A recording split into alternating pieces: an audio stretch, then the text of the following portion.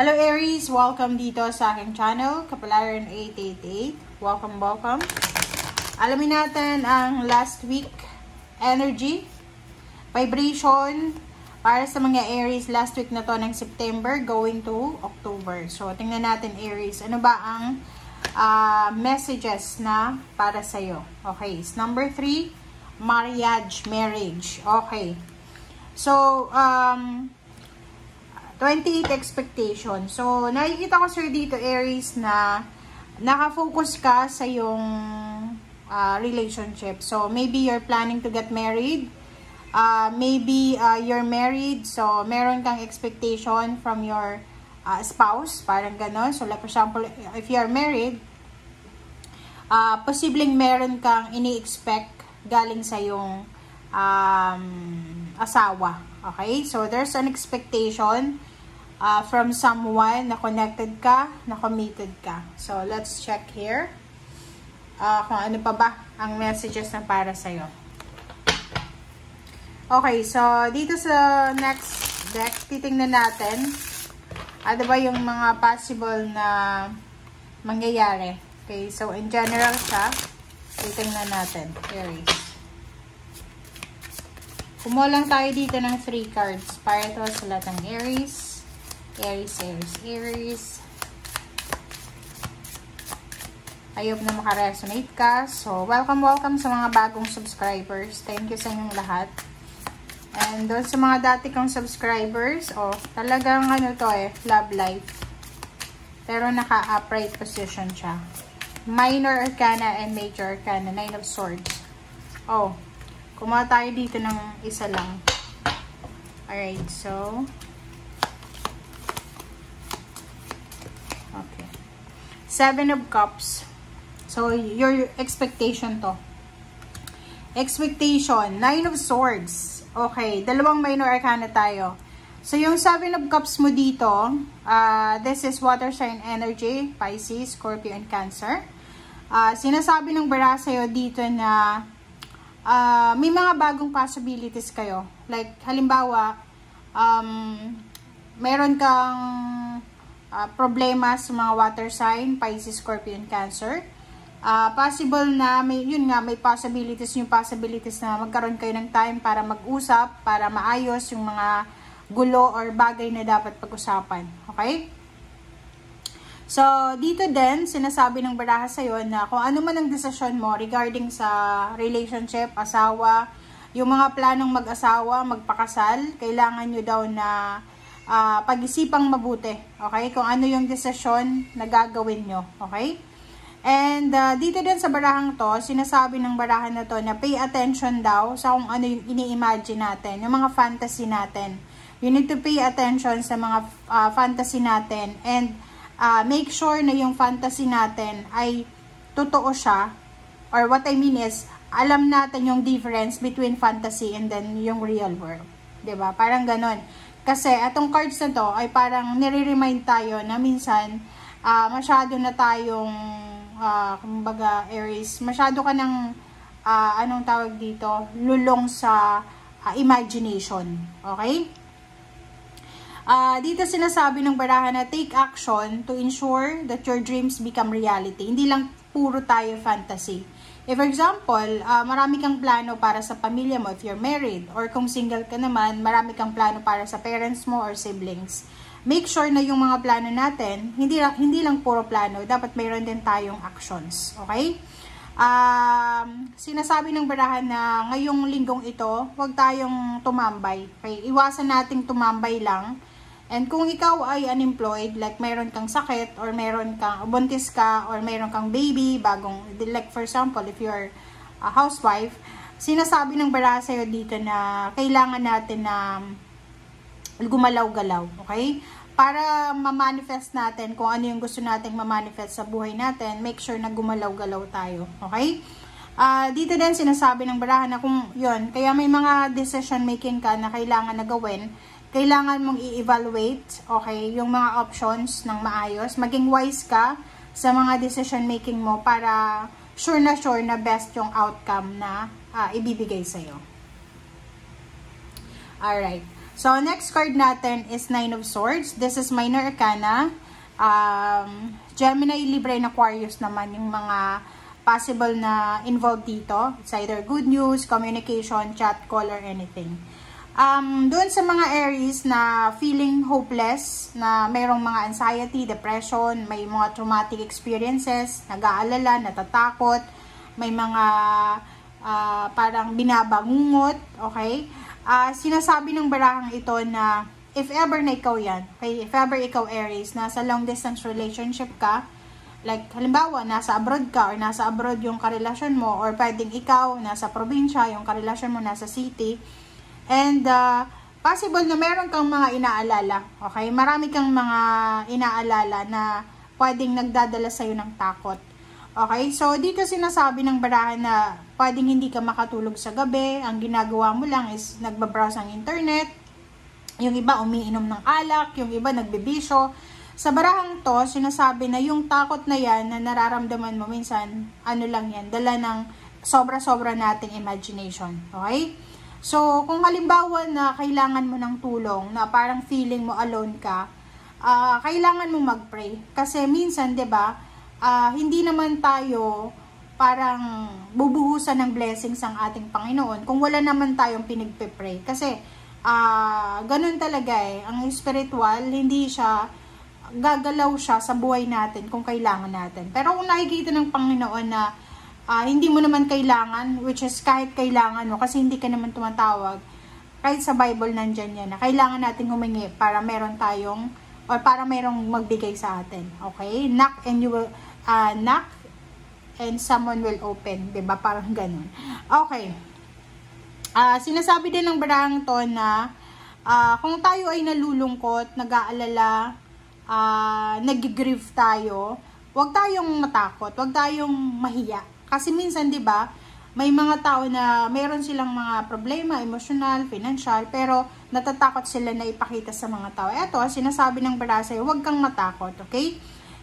As much as possible, yun nga sabi sa'yo na share your trauma, okay? Share your trauma or stress sa ibang tao. Kasi minsan, therapeutic yun eh. Kasi minsan, 'di ba, kahit nga wala naman na maitutulong sila sa atin, once na nasabi na natin yung mga kailangan nating sabihin, na alam natin na mayroong isang tao na nakikinig sa atin, parang feeling natin na nabawasan yung problema. So, if ever lang sa linggong ito na may problema ka sa relationship, sa pamilya, may health problems, may spiritual problems, may mga temptations, maghanap ka ng mga tao na pwedeng makatulong sa'yo. Maghanap ka ng mga individual na pwedeng magbigay sa'yo ng mga advices na pwedeng makatulong talaga sa'yo.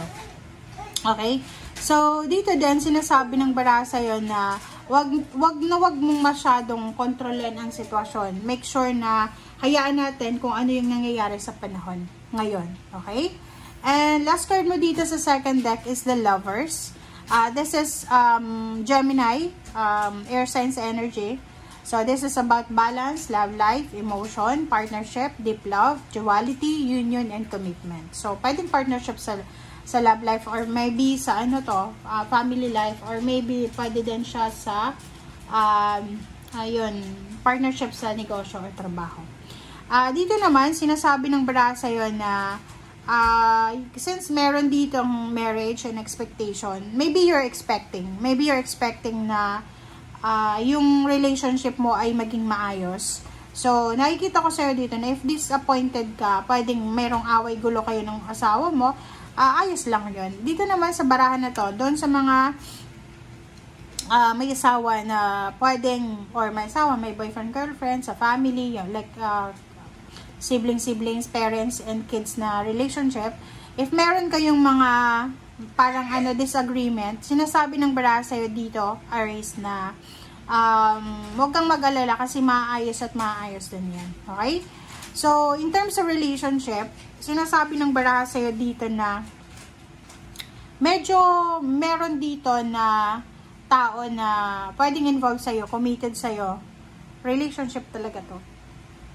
Na possible na meron siyang mga iniisip. Like, gustong makipaghiwalay sa'yo, or pwedeng ikaw yung gustong makipaghiwalay sa kanya. So, sinasabi ng baraha na to na pag-isipan talaga natin. Okay? Kasi, eto, tingnan mo.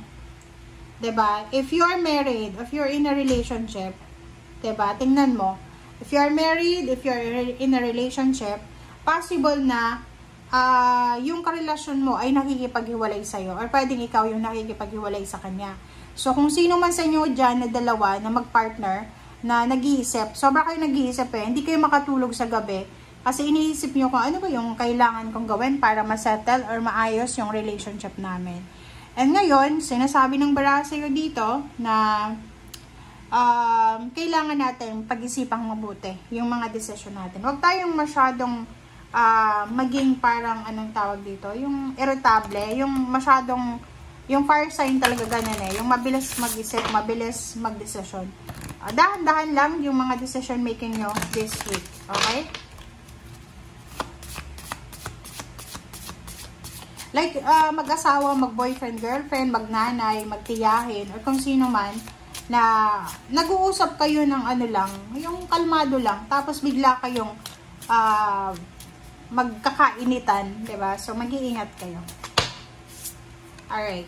So, abundance and focus. So, dito sa barahang to, merong mga Aries na sinasabihan ng barahan na kailangan nating mag-focus sa abundance. Sa kung ano yung blessings Huwag tayong masyadong mag-focus sa kung ano yung wala sa atin. Huwag tayong masyadong mag-focus sa kung ano yung gusto natin. Kasi, merong abundance and prosperity na umaaligid sa'yo Hindi makapasok-pasok kasi marami kang mga negative, parang science lang yan Pag maraming nakadikit sa yung mikrobyo, diba? Sabihin na natin na yung negative energy, mga toxicity na tao, toxic na tao, nakadikit sa'yo. Pag nakadikit yung mga taong yan, parang may mga hadlang Hindi makapasok-pasok kasi walang space yung pintuan mo. Kasi marami silang nakikitang mga tao sa paligid mo na. Like yun, may okasyon sa inyo. Okay? Like may okasyon. May bisita ka. Ang bisitang ito is importante siya. Pero, since nakikita niya, pagdating niya sa bahay mo na punong-puno na, pwedeng hindi siya tumuloy. Kasi wala nang space. Nakikita niyo, wala nang espasyo Diba? So, yun.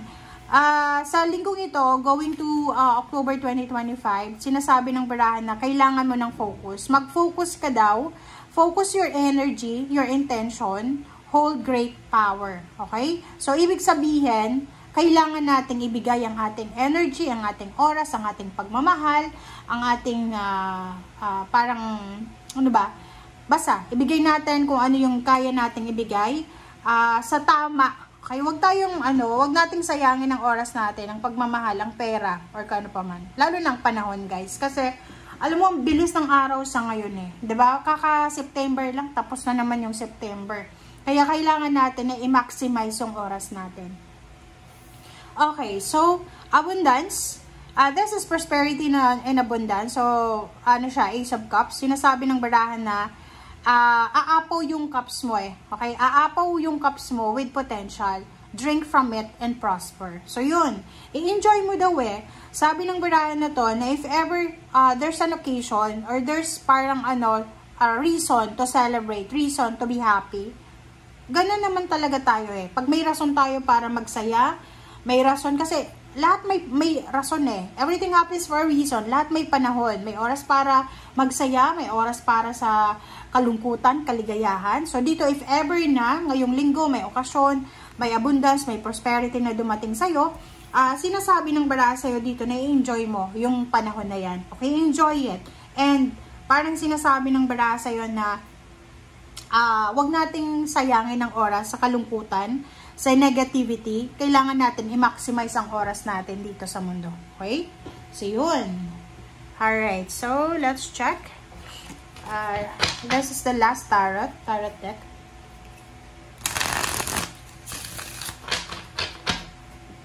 Alright. Last tarot deck. Wait lang, guys. This is for the Aries.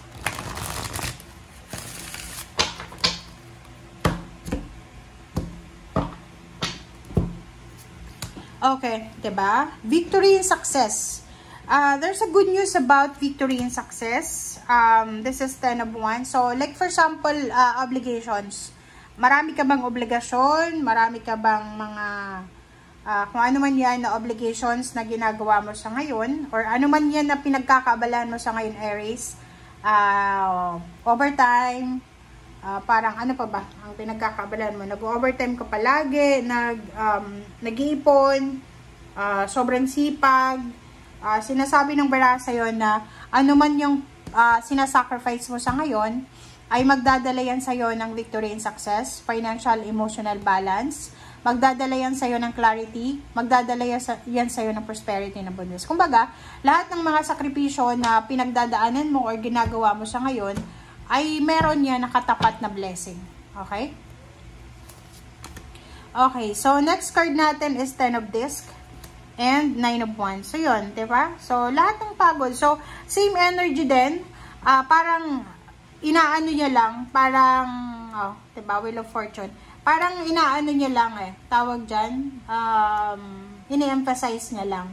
So, sinasabi ng bara sa'yo dito, na lahat daw ng pagod, hirap, na pinagdadaanan mo sa ngayon, ay may kapalit yan na malaking halagang pera. Okay? So, yun guys, ang sinasabi ng bara sa'yo. This is the last week of September 2025. Thank you guys. Bye!